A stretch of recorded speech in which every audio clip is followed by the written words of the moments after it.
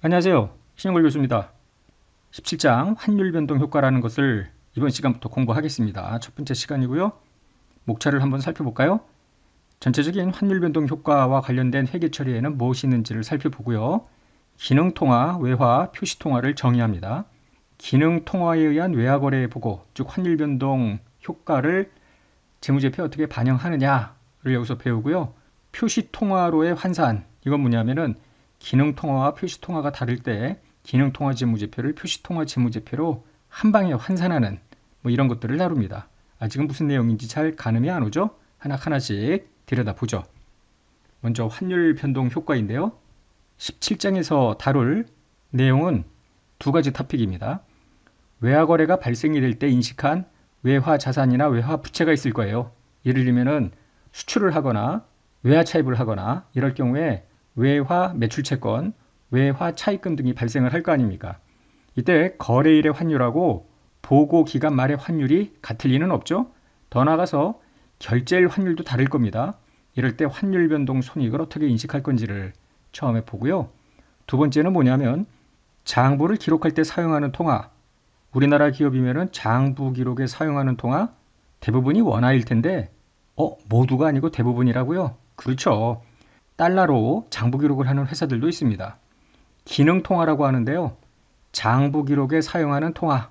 이것이 원화이든 달러이든 하여튼 회사가 정할 수 있겠는데 재무제표를 표시할 때 사용하는 통화가 서로 달라. 예를 들면 우리나라 기업들은 모두 원화로 표시한 재무제표를 공시해야 되잖아요.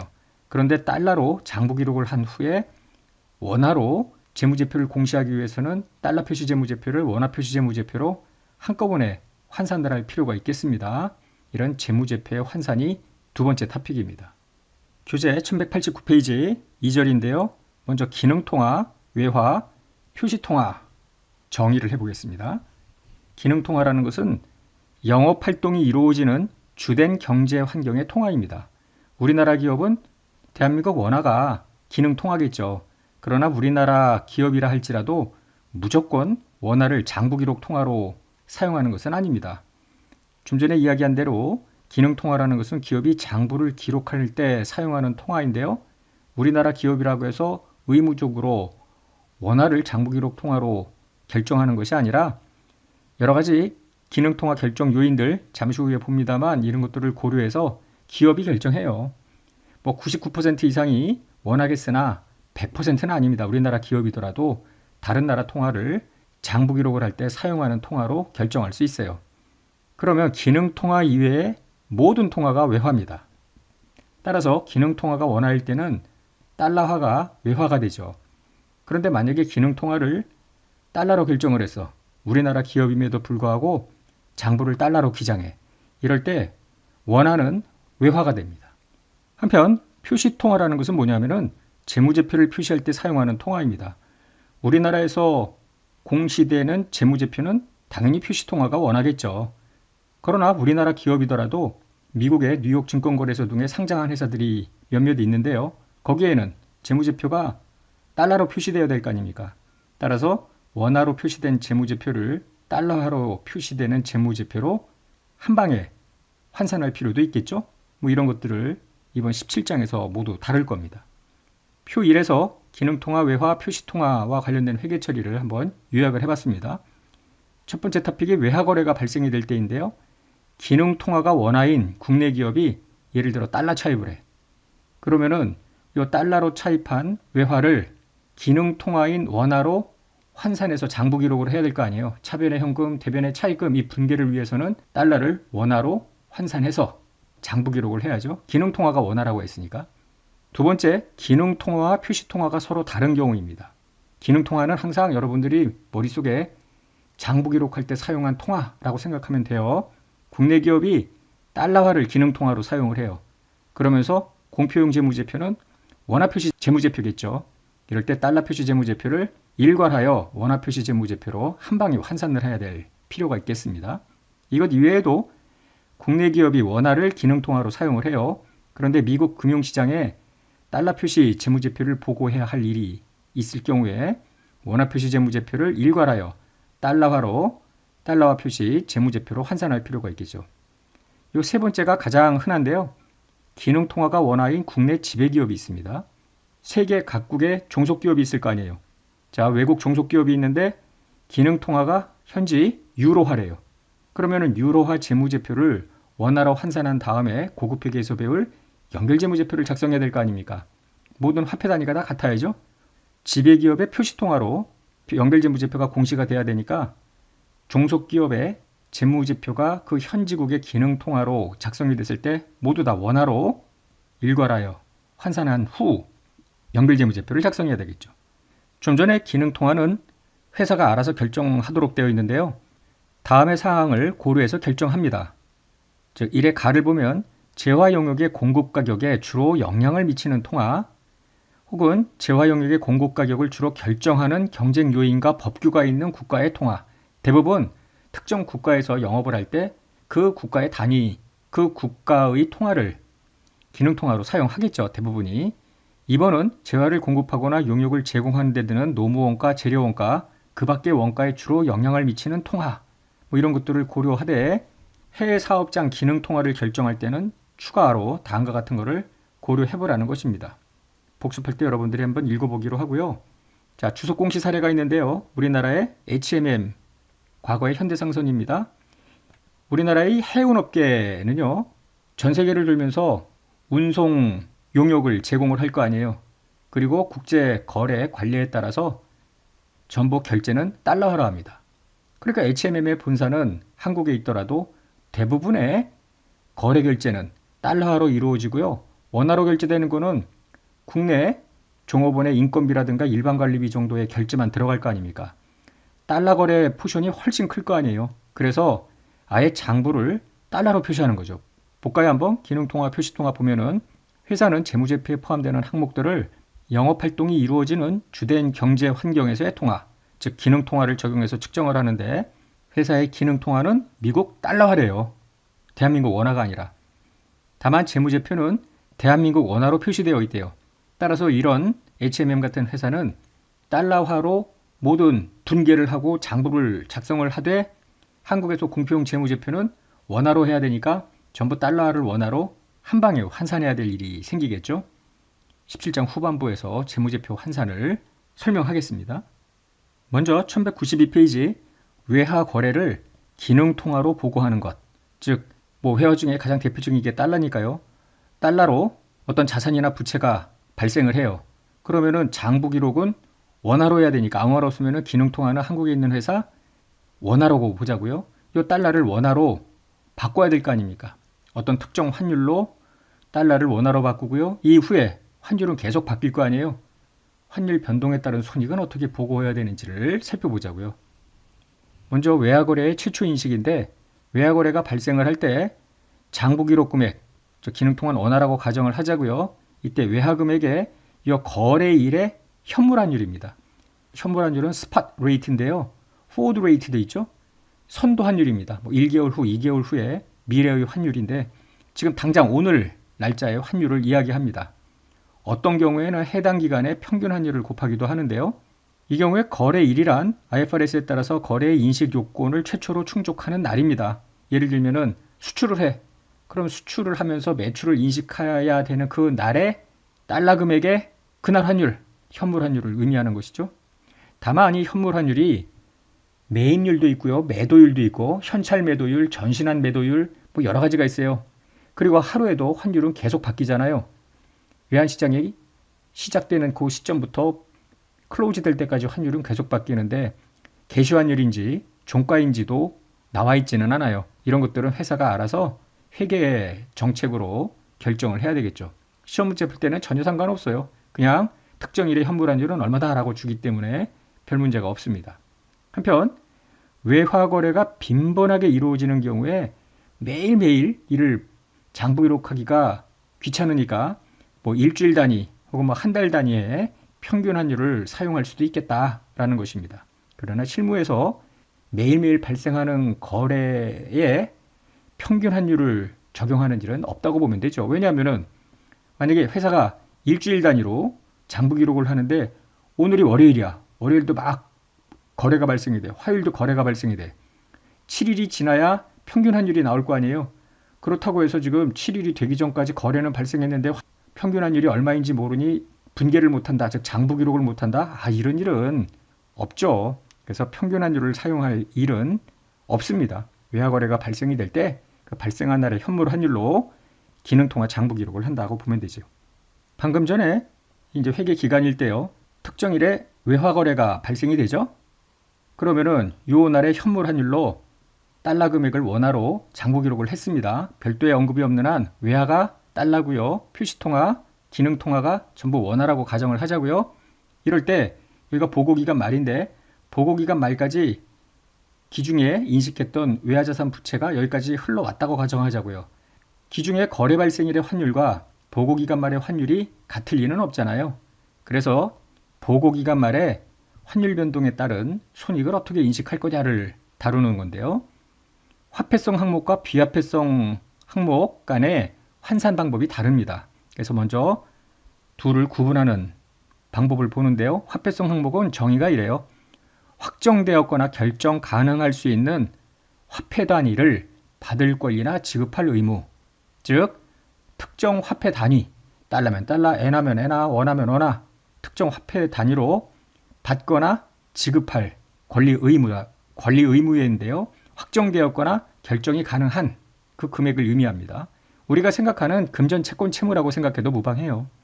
굳이 계정으로 본다면은 매출채권, 대여금, 매입채무, 차입금, 현금으로 상환하는 충당부채 등이 모두 화폐성 항목입니다.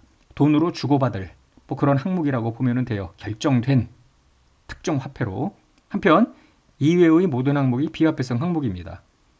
확정되었거나 결정 가능할 수 있는 화폐 단위 수량으로 받을 권리나 지급할 의무가 없는, 돈으로 주고받을 권리 의무가 아닌, 예를 들어서 선급금, 선수금, 선급금이나 선수금은 자산이나 부채에 해당이 되는데요. 미리 돈을 줬거나 미리 돈을 받은 거 아니에요. 선급금은 나중에 다시 돈으로 돌려받나요? 아니죠. 다시 돈으로 돌려받을 거였으면 처음부터 대여금이었겠지. 재화나 용역으로 받을 거 아니에요. 선수금은 미리 돈으로 받고 그거에 대한 의무 이행으로 재화나 용역을 제공할 거지 돈으로 줄 건 아니지 않습니까? 영업권, 무형자산, 재고자산, 유형자산 이런 것들은 모두 다 비화폐성 항목입니다. 자, 기준에 화폐성 항목이든 비화폐성 항목이든 외화 항목이 발생이 됐고요. 그게 자산일 수도 있고 부채일 수도 있고 보고기간 말까지 아직 결제가 안 됐다고 가정을 해보자고요. 그럼 보고기간 말에 외환사는 어떻게 할 건가? 화폐성 항목과 비화폐성 항목으로 나누는데요. 화폐성 외화 항목은 마감 환율로 환산하래요. 그 뜻은 뭐냐면은 자, 기중에 100달러 매출을 했습니다. 즉 수출을 한 거예요. 이게 매출 채권이 생기겠죠? 근데 요날 환율은 예를 들어서 달러당 1,100원이야. 그런데 보고기간 말까지 회수는 안 됐어요. 계속 100달러가 있는 상태에서 이때 환율은 1,200원으로 뛰었다고 가정을 하자고요. 기말의 매출 채권은 100달러에 1,200원이 곱해진 12만 원으로 표시통화로, 그죠? 재무제표에 올라가야 될 거 아니에요. 기능통화, 표시통화 물론 같습니다. 여기 최초 인식할 때는 11만 원이었을 거 아니에요. 여기는 12만 원이고 그러면은 11만 원을 12만 원으로 매출채권을 바꾸면서 상대 계정은 단기 이익입니다. 반대로 내려갈 수도 있겠죠. 단기 손익입니다. 환율 변동 손익. IFRS에서는 계정을 특정하고 있지는 않아요. 그래서 외환 차이, Foreign Exchange Difference라는 계정으로만 보여주고 있는데요. 외환 차이가 차변이면 환율 변동 손실, 대변이면 이익이라고 보면 되겠습니다. 비화폐성 항목의 경우에는 다시 측정의 기준이 역사적 원가로 측정하느냐, 공정가치로 측정하느냐에 따라 달라집니다. 예를 들어서 토지 같은 경우에 해외 현지법인에 토지를 샀어요. 원가 모형을 적용할 수도 있고 공정가치 모형을 적용할 수도 있잖아요. 공정가치 모형이라는 것이 바로 재평가 모형이죠. 혹은 외국의 어떤 회사에 출자를 했어. 투자 주식. 이때 지분 상품은 공정가치로 측정해야 되는데 공정가치 측정이 여의치 않으면 원가로 측정할 수 있는 예외도 있죠. 그래서 같은 비화폐성 항목이더라도 역사적 원가, 공정가치 두 가지가 가능은 해요. 이때 만약에 역사적 원가라면은 거래일의 환율로 환산하래요. 단기 중에 예를 들어 해외 현지 어떤 법인에 출자를 했어. 100달러 투자 주식이야. 요날 환율로 장부에 최초 기록을 했을 텐데 거래일의 환율로 기말에 환산하라는 얘기는 여기 환율하고 여기 환율하고 똑같은 환율로 장부에 기록을 하라니까 외환 차이가 발생할 리가 없잖아요. 즉 환율 변동 손익을 인식하지 않는다는 뜻입니다. 반면에 공정가치로 측정하는 비화폐성 외항목, 지금 요 날이 달러당 1100이라고 가정하고요. 여기가 기말이 1200이라고 가정을 해요. 공정가치가 결정된 날은 마감 환율, 마지막 날 환율하고는 다를 수도 있어요. 보통 공정가치 주식이라고 하면은요, 증권거래소 폐장일인데 폐장일이 12월 법인의 경우에 12월 31일이 아니라 이틀 전이 되잖아요. 보통 마지막 날은 휴장을 합니다. 공휴일도 그 앞에서 또 당겨가지고 폐장을 하기 때문에 마감하는 날과 공정가치 결정일이 반드시 같지는 않은데요. 이건 실무 이야기고 시험에서는 그냥 공정가치 결정일이 마감이라고 같다고 보면 되겠습니다. 더 나아가서 이게 토지 같은 경우에는 토지의 공정가치는 감정평가법인 등에서 평가를 하게 될 텐데 현실적으로 12월 말일날 평가하지는 않잖아요. 뭐 11월 말이든 10월 말이든 한두 달 전에 하는 거니까. 그래서 약간 다를 수는 있겠습니다. 그러나 시험 문제에서는 보통 공정가치 결정된 환율과 마감 환율은 같다. 이런 식으로 많이 나와요. 다르다고 하면 그 공정가치 결정일의 환율로 하면 되겠습니다. 하여튼 간에 비화폐성 항목이더라도 공정가치로 측정할 때는 요 마지막 날 공정가치 결정된 날의 환율로 환산하기 때문에 거래일 환율과는 다른데요. 요 환율 변동 손익을 공정가치 평가 손익을 인식하는 방법과 똑같이 하는 거예요. 즉 환율도 변동되고 공정가치도 바뀌어 있을 수 있을 거 아닙니까?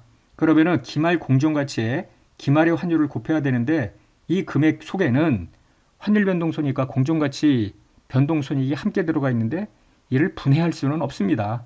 그래서 공정가치 평가 손익에 환율 변동 손익을 묻어서 공정가치 평가 손익을 단기 손익으로 인식하면 전체를 단기 손익, 기타 포괄 손익으로 인식하면 전체를 기타 포괄 손익, 그렇게 인식하라는 겁니다. 방금 이야기한 걸 예 1번을 통해서 확인하십시다. 갑회사는 기능통화가 원화인데요. 1년도 7월 1일에 외국에 소지하는 A회사의 발행 주식을 100달러에 샀대요. 이를 공정가치로 측정하는 페어밸류 OCI 선택, 금융자산으로 회계 처리한 겁니다. 지분증권을 이렇게 페어밸류 OCI 선택으로 했다는 거죠. 갑회사의 보고기간 말인 1년도 12월 말 현재 공정가치는 100달러에서 110달러로 높아졌어. 한편 7월 1일과 12월 31일 이 날이 또 공정가치 결정일이라고 가정을 했어요. 환율은 1,000원에서 1,100원으로 늘었대. 그럼 외환 차이를 한번 계산을 해보는데요. 7월 1일에는 100달러에 1,000원을 곱해서 10만 원화만큼 장부 기록을 했을 거라고. 최초 인식 금액은 10만 원입니다. 자, 6개월이 지났어요. 110달러로 공정가치가 늘어났죠. 환율도 1,000원에서 1,100원으로 늘었어요. 곱하면 12만 1,000원입니다. 이게 기말 금액이죠. 공정가치 평가 대상이니까. 그러면은 2만 1,000만큼 증가를 했는데 이 2만 1,000에는 공정가치 증분과 환율 변동분이 다 포함되어 있는데 이를 구분할 수는 없다는 거죠. 그래서 2만 1,000원 전체를 모두 공정가치 평가 손익에다가 집어넣겠다. 여기서는 공정가치 평가를 OCI로 하니까 이 모두 2만 1,000 전체가 평가 이익 OCI로 들어가면 되겠습니다. 교재 1195페이지 하단을 보면은 둘 이상의 금액을 비교해서 환율 변동 손익을 결정하는 외화 항목들이 있습니다. 예를 들면은 재고 자산의 평가 손실이라든지 유무형 자산의 손상 차손을 인식을 할 때요. 요 1번과 2번의 차이인데 그 금액이 결정된 날의 환율, 즉 거래일의 환율로 적절하게 환산한 취득원가나 장부금액, 그리고 그 가치가 결정된 날의 환율, 즉 보고기간 말의 마감 환율로 적절하게 환산한 순실현 가능 가치, 재고자산의 경우 유무형 자산은 회수 가능액, 이 둘을 비교하여 저가법 평가 손실 또는 손상차손 인식 여부를 판단을 하는데 여기에서 중요한 건 외화가 아니라 기능통화 기준으로 평가 손실이나 손상차손 여부를 판단한다. 이게 무슨 소리죠? 바로 뒤에 나오는 예를 보면은 금방 알 수 있습니다. 사례가 두 가지인데요. 사례 1번은 재고자산의 평가손실, 저가법을 적용할 때 평가손실을 달러가 아닌 이제 원화로 얼마를 인식할 건지 말 건지를 보는 건데요. 보면은 갑회사는 기능통화가 원화고요. 재고자산을 1,000달러에 매입했대요. 즉 뭐 수입을 했나 보죠. 보고기간 말까지 이 재고자산을 계속 보유하고 있대요. 매입일의 현물환율은 달러당 1,000원이고요. 보고기간 말은 1,030원으로 올랐습니다. 그런데 보고기간 말에 뭔가 저가법을 적용해야 될 일이 있었나 보죠. 그래서 평가를 해보니까 순실현 가능 가치가 980달러로 떨어졌대. 만약에 980이 아니라 950달러래 또.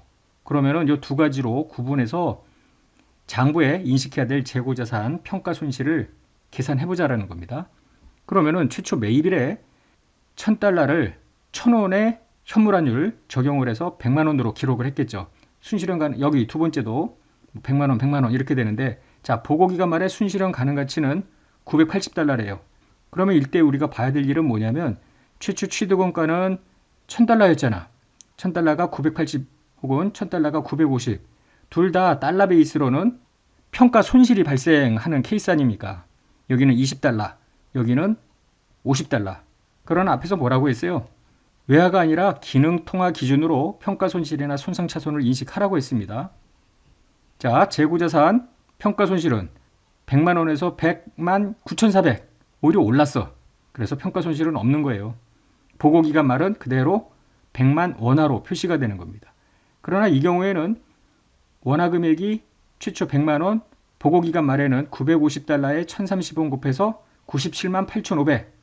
요때 요 달러 금액이 아니라 기능통화 원화 베이스로 21,500원만큼 떨어졌죠? 요게 바로 평가 손실이고요. 장부 금액 원화는 978500 이렇게 된다는 거예요.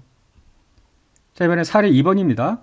앞에서는 재고자산 평가 손실이었고요. 요 사례 2번은 유형자산의 손상차손 인식 여부인데, 자, 기계장치에 대해서 원가 모형을 적용을 한대요.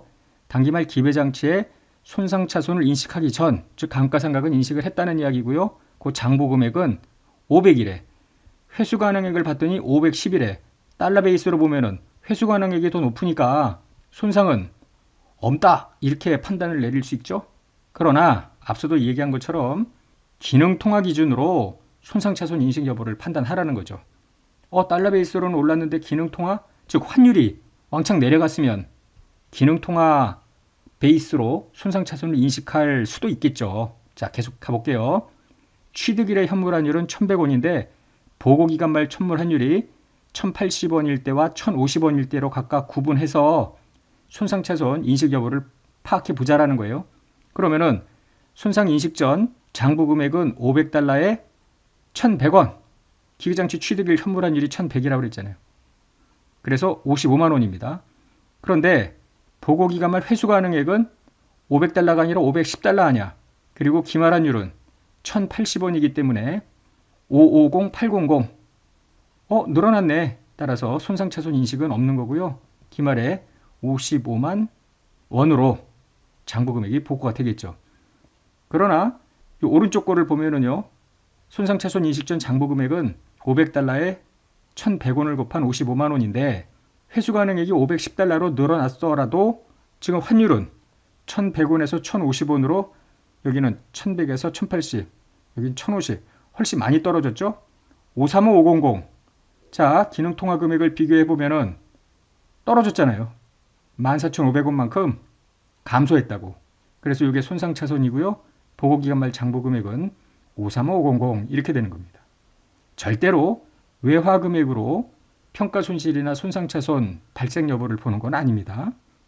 외화자산 부채가 언제고 결제될 수도 있잖아요. 매출채권을 회수한다든지 외화차입금을 상환한다든지 이 결제 시점의 환율이 그 전에 보고기간 말이나 최초 거래일 환율과 다를 수가 있겠죠. 그래서 결제 시점의 외환 차이도 인식하는지를 살펴보는데요. 먼저 화폐성 항목입니다. 예를 들어 이렇죠. 이건 이제 1년도 말 12월 말이라고 하고요. 발생과 결제가 같은 회계기간. 여기서 예를 들어 100달러만큼 차입을 했어. 그런데 이 보고기간 말 되기 전에 100달러를 상환을 했어요. 그러면은 환율 변동 손익은 요 구간 아닙니까? 즉 외화금액의 결제일 환율, 거래일 환율 요 차이만큼이 외환 차익 혹은 외환 차손, 그죠? 이익이 될 수도 있고 손실이 될 수도 있겠습니다. 한편 좀 그림을 바꿔보자고요. 여기서 계속 갔어. 즉 결산일이 있었고요. 요때 가서 상환을 했어. 그러면 차입금 같은 경우는 화폐성 항목이기 때문에 결산일 환율로 모두 환산을 하고 요 시점에서 차입일과 결산일 사이에 환율 변동, 차손익을 인식을 했을 거 아닙니까? 외환 차이, 이익일 수도 있고 손실이 될 수 있고. 따라서 차입금 등 화폐성 항목은 모두 보고기간 말, 즉 결산일 환율로 환산된 상태예요. 상환할 때 이 환율과 다를 수 있으니까 결국 두 번째 년도 전기 말 환율과 상환하는 결제일 환율의 차이만큼 또 환율 변동 손익이 생길 거 아니에요. 여기 보면은 외화금액의 결제일 환율, 직전 보고기간 말 외환산할 때 적용했던 환율요, 결산일 환율, 보고기간 말 환율이라는 뜻입니다. 그래서 발생 및 결제가 동일하지 않을 때는 요 구간이다 라는 거죠. 반면에 비화폐성 항목은 어떻게 하는가? 자, 보세요. 뭐가 다른가? 1년도, 2년도인데 여기서 최초 발생이 됐어. 어떤 유형자산이라고 가정을 해요. 그런데 원가 보용을 적용할 때 여기서 환산 안 하죠? 여기서 처분을 했어. 그러면은 이 전체 기간 환율 변동 손익이 한꺼번에 처분 손익으로 들어가면서 거기에 모두 묻어 들어가는 거예요. 처분 손익도 구분이 안 되기 때문에 환율 변동 효과에 전부 포함이 됩니다. 그러나 중급회계 우리 상권에서 배웠던 금융자산 중 Fair Value OCI 선택 지분 상품은 어떠한 경우에도 처분 손익을 인식하지 않죠? 따라서 처분 손익 인식하기 전에 전부 평가 손익을 인식하기 때문에 환율 변동 효과가 처분 손익이 아닌 평가 손익에 포함이 되겠죠. 물론 평가 손익은 OCI겠죠. 뒤에 예제를 통해서 확인해 봅니다. 예제 1번 화폐성 항목의 외환 차이인데요. 갑회사는 1년도 10월 1일에 미국으로 1000달러 외상 매출을 했대요. 차변의 매출 채권, 대변의 매출 이런 분계를 하는데 거래일 환율 10월 1일에 1000원을 곱해서 매출 채권과 매출 분계를 했을 겁니다. 1000달러의 매출 채권 중에 400달러는 12월 1일에 회수했고요. 나머지 600달러는 다음 연도 2월 1일에 회수를 했대요. 기능통화 원하고 달러화 대비 원화환율 주어진 건데요. 12월 1일 환율, 12월 말일자 환율, 2월 1일 환율이 다 주어졌어요. 자, 갑회사가 10월 1일에 외상 매출할 때는 어떻게 하는가?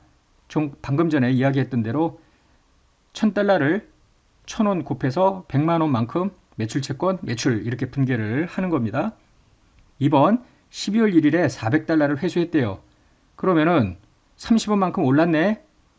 400달러에 30원을 곱한 12,000만큼 환율 변동 이익일 거 아니에요. 자, 여기 또 매출 채권 죽습니다. 죽는 금액은 400달러에 처음에 여기 1000원짜리 아니야.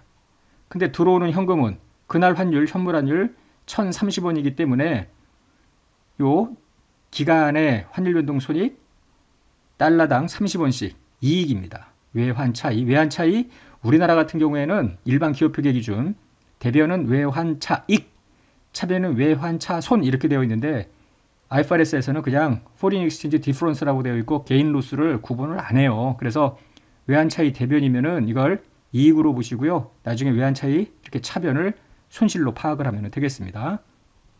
3번은요. 1년도 재무제표 보고기간 말인 12월 말에 미회수 매출 채권 600달러가 있잖아요. 600달러는 얼마로 최초 기록이 됐냐면은 1000원으로 기록이 됐다고. 근데 연도 말이 되니까 1020원이라며. 따라서 달러당 20원씩 환율 변동 이익을 인식을 해야 되겠죠. 그래서 600달러에 20원만큼 외환 차이 이익입니다. 그리고 매출 채권을 증액시키죠. 그럼 다음 연도로 매출 채권은 2월이 되는데 1020원으로 2월이 되는 거예요. 그래서 자 4번 2월 1일 날 600달러 회수할 때 1020원으로 2월이 됐는데 환율이 내렸어. 그러면 환율 변동 손실이겠네요. 달러당 10원씩. 그래서 매출 채권은 612000 장부에 있던 1020원만큼으로 빠지고요. 들어오는 현금은 1010원만큼 들어오니까 좀 전에 이야기한 대로 환율 변동 손실 600달러에 달러당 10원씩 손실이 나옵니다. 예제 2번인데요. 비화폐성 항목의 외환 차이입니다. 이번엔 갑회사는 사업 확정을 위해서 1년도 7월 1일에 미국에 소재하는 토지를 10,000달러에 샀대요. 당초 사업 확장 계획을 일부 축소했대.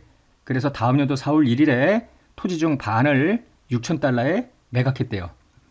1년도 말 현재 토지의 공정가치는 11,000달러래요. 10,000달러에 샀는데 오르긴 했네. 그죠? 한편 달러와 원화의 해당 시점의 현물환율인데요. 7월 1일 1,030원, 보고기간 말 1,000원 좀 떨어졌네. 4월 1일 날 다시 조금 올라서 1,010원 뭐 이렇게 됐다고 보자고요. 갑회사가 토지를 원가 모형으로 평가할 때 날짜별로 분계를 하라는 거고요. 2번은 재평가 모형으로 평가했을 때 또 날짜별로 평가를 하라는 건데 의미가 다르죠? 원가 모형일 때는 1년도 12월 말 환율 변동 손익을 인식하지 않습니다. 재평가 모형일 때는 해야 되죠. 그게 차이점이죠. 자, 먼저 토지를 $10,000에 사요. 그날 환율은 1,030원이니까 토지, 그 다음에 현금 나가고 이렇게 토지를 1,030만 원으로 최초 인식을 합니다. 12월 말에는 좀 전에 이야기한 대로 역사적 원가로 측정하기 때문에 외환 차이 인식을 하지 않습니다. 자, 4월 1일에 보유하고 있던 토지 중 반을 $6,000에 매각 처분했다고 했죠. 그렇기 때문에 이 토지 중 반이 죽습니다. 2분의 1. 한편 들어오는 현금은 $6,000에 팔았다고 했기 때문에 $6,000 그리고 그날 환율 1,010원입니다. 차이만큼이 처분 이익인데요. 환율 변동 손익은 여기에 다 묶여 들어갔기 때문에 구분을 하지 않습니다. 반면에 물음 2번 재평가 모형일 때는 일단 취득은 1,030만 원 똑같고요. 12월 말에 가서 분개를 해야죠. 공정가치가 $11,000라고 했고요. 보고기간 말 환율이 1,000원이기 때문에 1,100만 원으로 표시가 돼야 되겠죠. 그러니까 1,030만 원이 1,100만 원이 돼야 되니까 70만 원만큼 증액을 시키면서 여기는 OCI, 재평가 잉여금 이렇게 되죠. 다음 연도 4월 1일 날 토지의 반을 매각했대죠. 1,100만 원의 반이니까 550만 원이 나가요. 이때 들어온 현금은 606만 원. 앞서 물음 1과 똑같고요. 여기 처분 이익도 중간에 환율 변동 손익이 있겠으나 구분하지 않고 모두 처분 이익으로 넣으면 돼요. 자, 환율 변동 효과 첫 시간 이 정도까지 하고요. 못다한 예제 및 그 후에 추가적인 토픽을 다음 시간에 이어서 계속 설명하겠습니다.